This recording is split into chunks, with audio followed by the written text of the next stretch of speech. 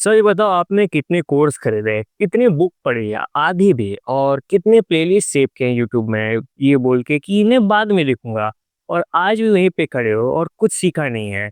Problem ये नहीं है कि लोग लेजी है, एक्चुअली में उनका जो प्रोसेस है वही पूरा गलत है और आज मैं आपको वही एक तरीका बताऊंगा जो टिम फेरिस यूज करते हैं और जिस वजह से उन्होंने 12 लैंग्वेज सीखी है और भी मल्टीपल स्किल्स मास्टर करके रखी है और ये तरीका इतना सिंपल है कि आप भी इजीली मास्टर कर सकते हैं।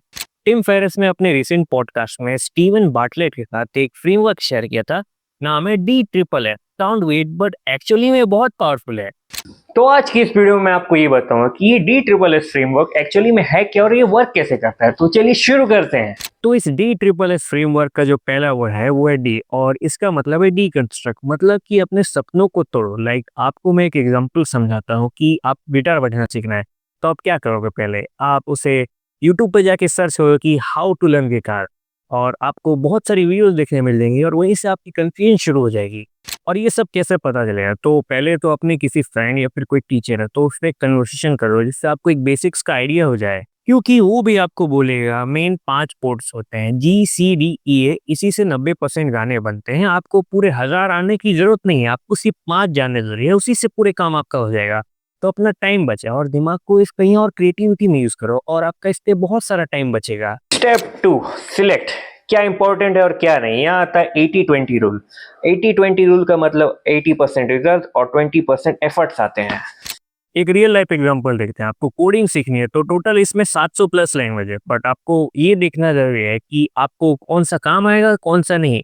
लाइक पहले तो आपको आइडेंटिफाई करना है कि आपको करना क्या है, like web development, mobile app development या फिर डाटा साइंस। बस ये 3 चीजें आपको आनी जरूरी है एक वेबसाइट बनाने के लिए, और ये डाटाबेस और नोड ये सब बाद में है। और जानते हो लोगों की प्रॉब्लम क्या है, सब कुछ साथ में सीखना। और इसका प्रॉब्लम क्या पता है, रिजल्ट आपको कभी कुछ नहीं मिलेगा। तो वाइजली सिलेक्ट करो कि आपको करना क्या है। जो आपको 20% एफर्ट और 80% रिजल्ट देगा वही पहले करो। स्टेप 3, सीक्वेंस ऑर्डर बहुत इंपॉर्टेंट है और ये वो स्टेप है जो लोग सबसे ज्यादा इग्नोर करते हैं और सोचते हैं कि हम सब एक साथ कर लेंगे, मल्टीटास्किंग करेंगे, बट एक्चुअली में उनसे हो कुछ नहीं पाता है। लाइक एग्जांपल की हम फिटनेस जर्नी ले ले। गलत सीक्वेंस क्या होता है मैं अभी आपको बताता हूँ। सपोज कि आप डे 1 में जिम ज्वाइन करते हैं, प्रोटीन शेक पीते हैं और एक हैवी वर्कआउट करते हैं और फिर रनिंग करते हैं और फिर योगा करते हैं, और बट वीक 2 में क्या होता है, सब बंद। अब सही सीक्वेंस क्या है मैं अभी आपको बताता हूँ एक एक करिए। तो वीक 1 में पहले आपको एक वॉकिंग माइलस्टोन सेट करना है कि आपको इतना से इतना किलोमीटर चलना ही है। और वीक 2 में क्या करेंगे, आप अपने वॉकिंग डिस्टेंस के साथ आपको पुशअप्स भी ऐड करना है। लाइक आप बॉडी कैपेसिटी जितनी है आप उतने पुशअप्स ऐड करें, लाइक 20, 30 या फिर 40। और फिर वीक 3 में क्या करेंगे, आप बेसिक स्ट्रेंथ ट्रेनिंग है वो ज़्यादा बढ़ा देंगे, पुल अप रनिंग ऐसे आपके वॉकिंग के साथ भी इंक्लूड रहेगा। तो इससे आपको एक मोमेंटम मिल जाएगा और वीक 4 में जाके आप तब जिम ज्वाइन करेंगे। और इससे होगा ये कि आपका जो ब्रेन है वो मोमेंटम बिल्ड करेगा, जिस वजह से आप इजीली क्विट तो नहीं करेंगे ये चीज़। और डायरेक्ट एडवांस लेवल में भी जाना बहुत बड़ा प्रॉब्लम है। आपका ब्रेन उतना मोमेंटम जनरेट नहीं कर पाता या फिर बिल्ड नहीं कर पाता, जिस वजह से आप जल्दी क्विट कर देते हैं। लेकिन वीक 1 से वीक 4 में जो भी आपने एक्सपीरियंस किया उससे आपके ब्रेन को एक मोमेंटम बिल्ड हो जाता है, जिस वजह से आप इजीली क्विट तो नहीं करेंगे वो। अब आते हैं स्टेप 4, जो कि सबसे इम्पोर्टेंट भी है और सबसे रिस्की भी। लाइक इसे स्टेक बोला जाता है, मतलब कि दाव लगाना।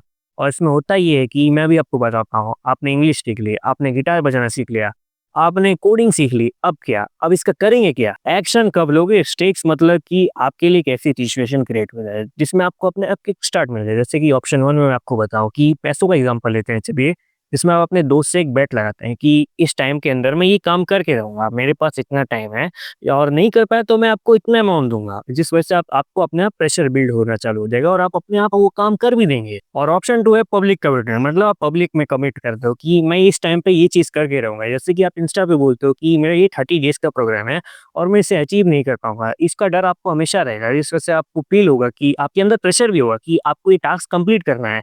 और टिम फेरिस हमेशा ये कहते हैं कि कंफर्टेबल जोन से निकलो और बिना रिस्क लिए आप कभी भी कुछ अचीव नहीं कर पाओगे लाइफ में। और साथ ही में टिम फेरिस ने कुछ बोनस टिप्स भी दी हैं, वो मैं आपसे शेयर करना चाहूंगा। लाइक आपको मिनी ब्रेक्स लेना बहुत जरूरी है, क्योंकि कभी कभार हम बर्नआउट हो जाते हैं, तो उस वजह से कभी कभार हमें ब्रेक लेना जरूरी है, नहीं तो उससे हमारी क्रिएटिविटी और प्रोडक्टिविटी में भी इम्पैक्ट आ सकता है। और दूसरी चीज मैं आपको ये बताना चाहूंगा कि एनर्जी देखो, पैशन है, क्योंकि आपने भी ये नोटिस किया होगा कि आपको कुछ काम करते वक्त नींद आती है तो उसका आउटपुट भी आपसे उतना अच्छा निकल नहीं पाता है, लेकिन आपको वो काम करना चाहिए जिसमें आपको एनर्जी फील होती है। आपको उसमें रियलाइज़ होता है कि हाँ, ये मैं कर सकता हूँ और आपको इसका आउटपुट भी अच्छा मिलता है। तो ये था डी ट्रिपल एस का फ्रेमवर्क। ये इतना सिंपल है और इतना पावरफुल है, आप कुछ भी इससे आसानी से सीख सकते हो। तो इसे जल्द से जल्द ट्राई करो और कमेंट करो कोई डाउट हो और लाइक करो वीडियो अच्छी लगी तो। मिलता हूँ आपसे मैं नेक्स्ट वीडियो में। So take care.